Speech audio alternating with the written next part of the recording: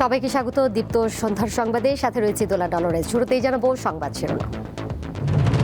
নববর্ষ বরণে প্রস্তুত সারা দেশ, উদযাপন ঘিরে কোনো নিরাপত্তা হুমকি নেই জানালো র্যাব। পয়লা বৈশাখে কৃষকের হাতে কার্ড তুলে দেবেন প্রধানমন্ত্রী, টাঙ্গাইলে হবে উদ্বোধনী অনুষ্ঠান। ইরানের ওপর নৌ অবরোধের ঘোষণা যুক্তরাষ্ট্রের, বিশ্ববাজারে বেড়েছে জ্বালানি তেলের দাম।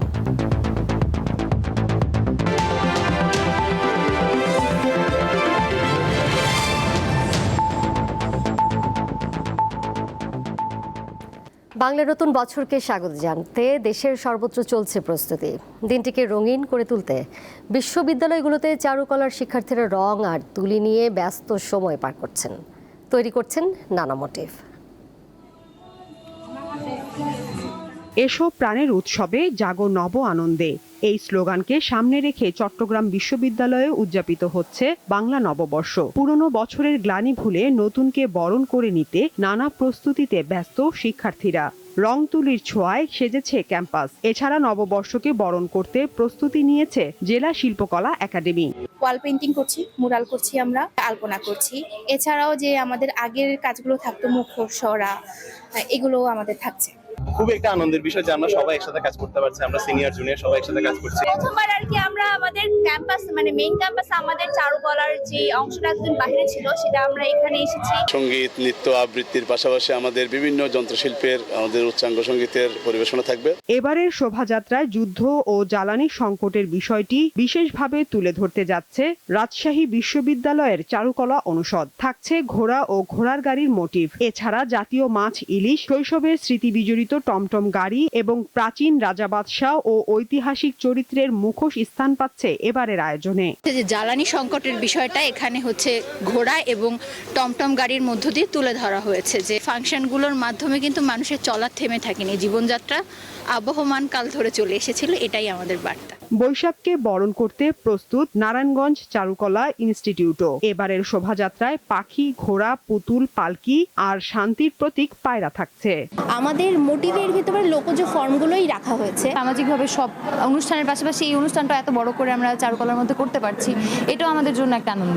পহেলা বৈশাখকে সামনে রেখে ব্যস্ত সময় পার করছেন হবিগঞ্জের সুরাইব গ্রামের পালপাড়ার মৃৎশিল্পীরা। বিভিন্ন ধরনের মাটির জিনিসপত্র সহ শিশুদের জন্য খেলনা তৈরি করছেন কারিগররা। বৈশাখী মেলা আইলে পয়লা বৈশাখ আইলে আমরা একটু কাষ্ট একটু চাপ পড়ে বেশি। আমরা রং করে বিক্রি করি, এখন সব জিনিসের দাম বেশি। আগে যেভাবে চলতো এরকম ভাবে চলে না, এই বিধায় অনেক মানুষ বিভিন্ন কাজে যেতেছে। পহেলা বৈশাখ উপলক্ষে ঝালুকাঠির নীলছটির ঐতিহাসিক চায়না মাঠে প্রস্তুতি চলছে গ্রামীণ মেলার, যেখানে থাকছে হস্তশিল্প, লোকজ খাবার, গ্রামীণ ঐতিহ্যবাহী পণ্য ও শিশুদের বিনোদনের নানা আয়োজন। সাদিয়া চৌধুরী, দীপ্ত, বার্তা কক্ষ। চৈত্র সংক্রান্তি 1432 এবং বাংলা নববর্ষ 1433 উদযাপন উপলক্ষে সংস্কৃতি বিষয়ক মন্ত্রণালয়ের সহযোগিতায় 5 দিন ব্যাপী এক বর্ণাঢ্য উৎসবের আয়োজন করেছে শিল্পকলা একাডেমি। সেখানে এই মুহূর্তে রয়েছেন সহকর্মী জহিরুল মোহসান, সরাসরি যুক্ত হয়েছেন তিনি, কথা বলছি তার সাথে। মোহসান, আপনার পেছনে যে মঞ্চ, সেখানে তো আসলে নৃত্যশিল্পীদের পরিবেশনা এই মুহূর্তে দেখতে পাচ্ছি। আর কি কি আয়োজন রয়েছে চৈত্র সংক্রান্তিতে বর্ষ বিদায়কে জানাতে, এবং একই সাথে বর্ষ বরণে কি কি আয়োজন থাকছে, কেমন প্রস্তুতি দেখতে পাচ্ছেন সেখানে? দোলা, রাত পোহালেই নতুন বাংলা নববর্ষ 1433 এবং আজ বাংলা নববর্ষ উদযাপনের যে আয়োজন আমরা রাজধানীব্যাপী দেখতে পাচ্ছি, এর সাথে সাথে 1432 বাংলা সনের শেষ দিন আজ চৈত্র সংক্রান্তি হিসেবে সারা দেশে উদযাপিত হচ্ছে এবং সেই উদযাপন রাজধানীর বুকেও কিন্তু আমরা দেখতে পাচ্ছি। আমি এখন রয়েছি রাজধানীর শিল্পকলা একাডেমিতে। এখানে চলছে চৈত্র সংক্রান্তির উৎসব এবং এই উৎসবের মধ্য দিয়ে বৈশাখী উৎসবেরও আসলে সূচনা ঘটলো এবং 5 দিন ব্যাপী এই আয়োজনে আমরা দেখেছি যে শিল্পকলা একাডেমি বিভিন্ন ধরনের লোক সংস্কৃতি এবং ঐতিহ্যবাহী সাংস্কৃতিক আয়োজন তারা রেখেছে। কিছুক্ষণ আগেই আসলে মঞ্চে আমরা দেখেছিলাম যে পাহাড়ি নৃত্য হচ্ছিল এবং এর আগে বিকেল থেকেই এই পুরো যেই শিল্পকলা একাডেমির নন্দন মঞ্চ রয়েছে, সেই মাঠে আসলে বৈশাখী মেলারও আয়োজন করা হয়েছে। এই মেলার পাশাপাশি আমরা দেখেছি সাধারণ মানুষ এখানে ভিড় করছেন এবং অনেকেই আসলে চৈত্র সংক্রান্তি উদযাপনের জন্য এখানে এসছেন এবং অনেকে বলছিলেন যে শহরে এই ধরনের আয়োজন তাদেরকে গ্রামের সেই উৎসবে ফিরে নিয়ে যায় এবং গ্রামের যে উৎসব ছিল সেই সময়গুলোকে তাদেরকে আসলে মনে করিয়ে দেয়। আমরা আজকে এই চৈত্র সংক্রান্তি উৎসবে দেখেছি যে বিকেলে যখন শুরু হয়েছিল এখানে শিল্পকলা একাডেমির আয়োজনে দেশের বিভিন্ন স্থান থেকে ক্ষুদ্র নৃগোষ্ঠীর শিল্পীরা এসেছেন এবং লোকশিল্পীরা এসেছেন। বাউল গান, জারি গান, সারি গান, কিছুক্ষণ পর আসলে যাত্রাপালার এখানে আয়োজন করা হয়েছে এবং 5 দিন ব্যাপী যাত্রাপালার আয়োজন রয়েছে শিল্পকলা একাডেমিতে। এছাড়া লোকগান, বিভিন্ন ধরনের লোক সংস্কৃতির যে আয়োজন পুরোটাই কিন্তু আসলে শিল্পকলায় এই বৈশাখী আয়োজনে তুলে ধরা হয়েছে এবং চৈত্র সংক্রান্তির উদযাপনের মধ্য দিয়ে এই বৈশাখী আয়োজন শুরু হলো এবং এই আয়োজন চলবে আসলে 17 এপ্রিল পর্যন্ত। তোলা, মোহসেন, আপনাকে ধন্যবাদ। সরাসরি যুক্ত ছিলেন সহকর্মী জহিরুল মোহসেন। পয়লা বৈশাখ উদযাপন ঘিরে দেশে কোনো ধরনের নিরাপত্তা হুমকি নেই বলে জানিয়েছেন র্যাবের মহাপরিচালক আহসান হাবিব পলাশ। জানান, অপ্রীতিকর ঘটনা এড়াতে মোট 308টি টহল টিম এবং সাদা পোশাকে র্যাব সদস্যরা দেশ জুড়ে মোতায়েন থাকবে। 2001 সালে রমনা বটমূলে ভয়াবহ বোমা হামলার ঘটনা মাথায় রেখে এরপর থেকেই সেখানে বর্ষবরণ ঘিরে সর্বোচ্চ নিরাপত্তা ব্যবস্থা নেয় আইন শৃঙ্খলা বাহিনী। এবারের উদযাপন ঘিরেও তার ব্যতিক্রম হয়নি। সোমবার সকালে রাজধানীর রমনা বটমূলে র্যাবের নিরাপত্তা ব্যবস্থা পরিদর্শন করতে যান বাহিনীর মহাপরিচালক। জানান, রমনা বটমূল সহ যেসব স্থানে বর্ষবরণ অনুষ্ঠান হবে সেসব এলাকায় বিশেষ নিরাপত্তা বলয় গড়ে তোলা হয়েছে। 181টি পিকআপ পেট্রোল টিম, 127টি মোটরসাইকেল পেট্রোল টিম সহ সর্বমোট 308টি টহল এবং সাদা পোশাকে নজরদারি সহ র্যাবের সদস্যগণ মোতায়েন থাকবেন। রাজধানীর গুরুত্বপূর্ণ স্থানসমূহে র্যাবের বোম ডিসপোজাল ইউনিট এবং ডগ স্কোয়াড সুইপিং কার্যক্রম চালিয়ে যাচ্ছে। কেউ যাতে অপতথ্য দিয়ে সহিংসতা তৈরি করতে না পারে সেজন্য সার্বক্ষণিক সাইবার টিম প্রস্তুত রয়েছে বলেও জানান তিনি।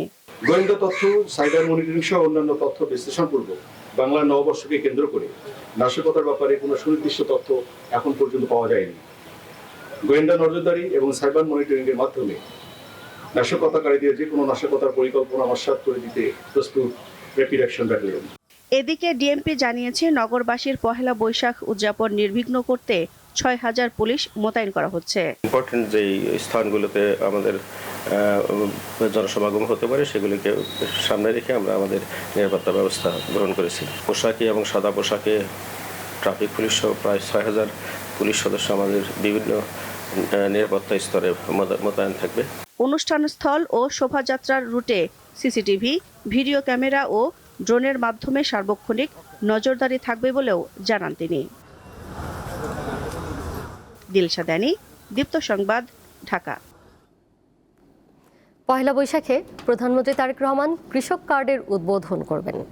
প্রাথমিক পর্যায়ে 20,000 কৃষককে এই কার্ড দেওয়া হবে।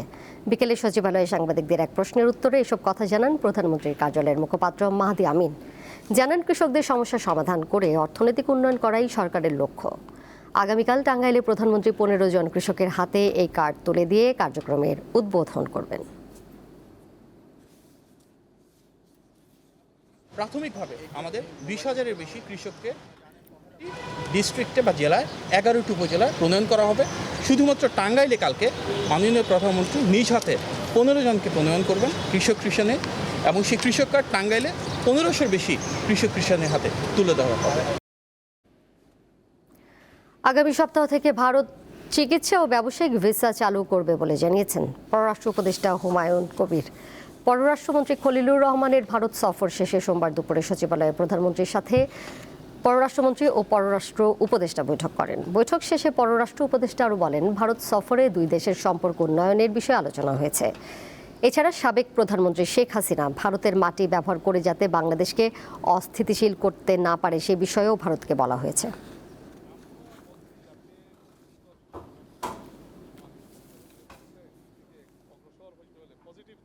হাম ও অন্যান্য রোগের টিকা ও সিরিঞ্জ ক্রয়ে অর্থ আত্মসাৎ, অনিয়ম ও দুর্নীতির বিষয়ে তদন্ত করে সাবেক প্রধান উপদেষ্টা ডক্টর ইউনূস ও সাবেক স্বাস্থ্য উপদেষ্টা ডক্টর নূরজাহান বেগম সহ সংশ্লিষ্টদের বিরুদ্ধে ব্যবস্থা নিতে দুর্নীতি দমন কমিশনে আবেদন করা হয়েছে।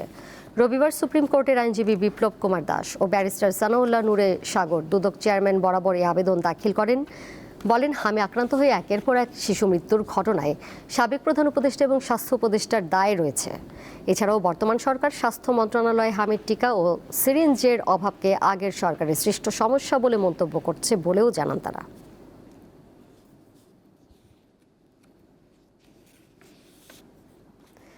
জাতীয় সংসদের স্পিকার হাফিজ উদ্দিন আহমদের সাথে সাক্ষাৎ করেছেন ভারতের বিদায়ী হাই কমিশনার প্রণয় ভার্মা। দুপুরে সংসদ সচিবালয়ে স্পিকারের সাথে তিনি দেখা করেন। স্পিকার বলেন, জাতিসংঘের সাধারণ পরিষদের ৮১তম অধিবেশনে বাংলাদেশ সরকারের পররাষ্ট্রমন্ত্রী ডক্টর খলিলুর রহমানকে সভাপতি পদে মনোনয়ন দেওয়ার ক্ষেত্রে ভারত সরকারের সমর্থন প্রতিবেশীর সাথে সহযোগী উদার দৃষ্টিভঙ্গির প্রকাশ ঘটিয়েছে।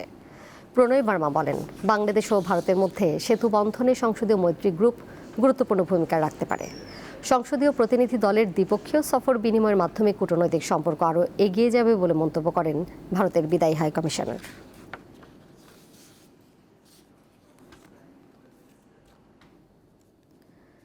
সড়কে প্রতিদিনই ঘটছে ছোট বড় দুর্ঘটনা। এর একটি বড় কারণ গাড়ির ব্লাইন্ড জোন বা ব্লাইন্ড স্পট। চালকের চোখে না পড়া এই অদৃশ্য জায়গাগুলোই হয়ে ওঠে মৃত্যুফাঁদ। কিভাবে এই ব্লাইন্ড স্পট এড়ানো সম্ভব তা জানেন না চালক। বিশেষজ্ঞরা বলছেন, এমন সমস্যার সমাধানে প্রযুক্তি ব্যবহারের পাশাপাশি প্রশিক্ষণের বিকল্প নেই।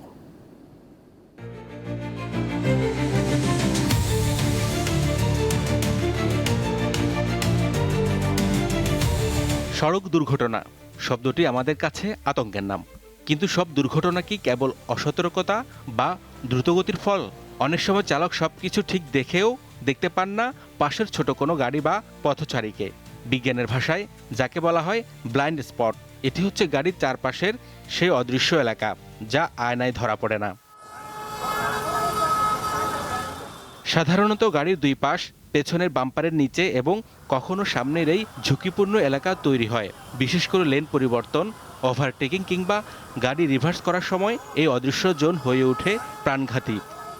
আমি ঠিক গাড়ির মাঝখানে আছি, এখান থেকে আমাকে দেখতে হবে লুকিং গ্লাসে ড্রাইভারকে দেখা যাচ্ছে কিনা।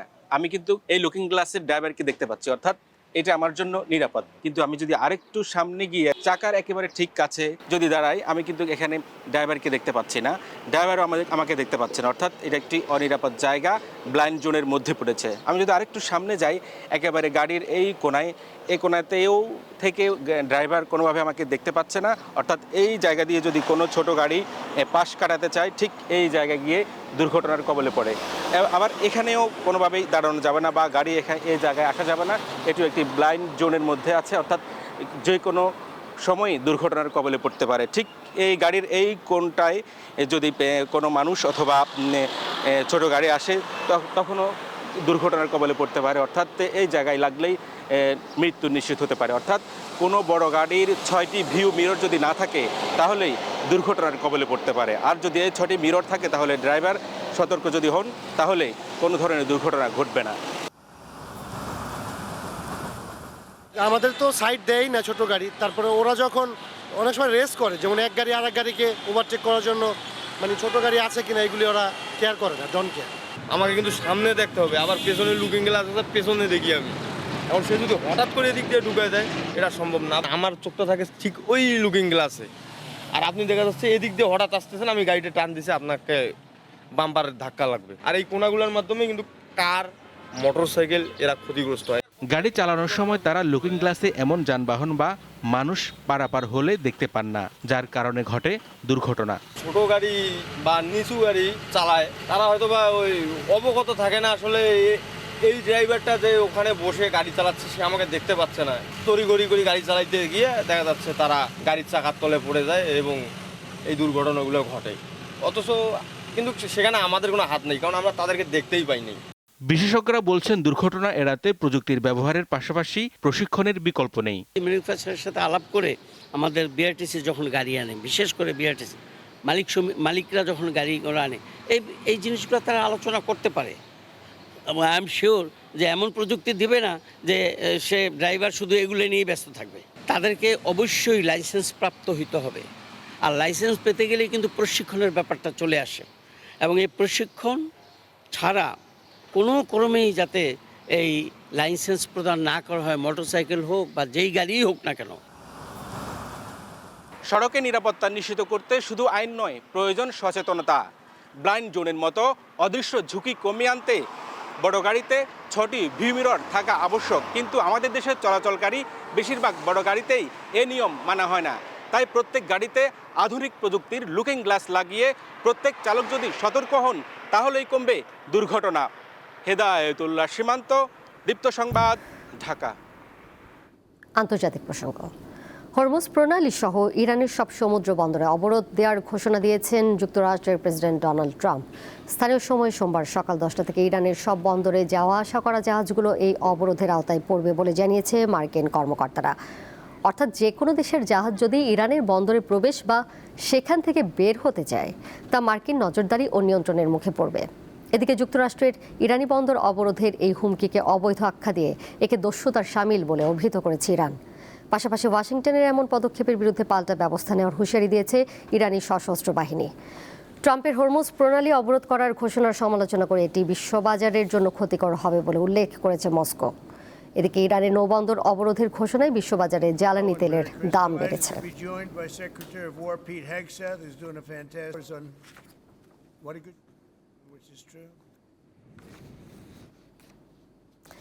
শেষ করব দীপ্ত সন্ধ্যার সংবাদ, যাবার আগে শিরোনামগুলো জানিয়ে দিব আরও একবার। নববর্ষ বরণে প্রস্তুত সারা দেশ, উদযাপন ঘিরে কোনো নিরাপত্তা হুমকি নেই জানালো র্যাব। পয়লা বৈশাখে কৃষকের হাতে কার্ড তুলে দেবেন প্রধানমন্ত্রী, টাঙ্গাইলে হবে উদ্বোধনী অনুষ্ঠান। ইরানের ওপর নৌ অবরোধের ঘোষণা যুক্তরাষ্ট্রের, বিশ্ববাজারে বেড়েছে জ্বালানি তেলের দাম।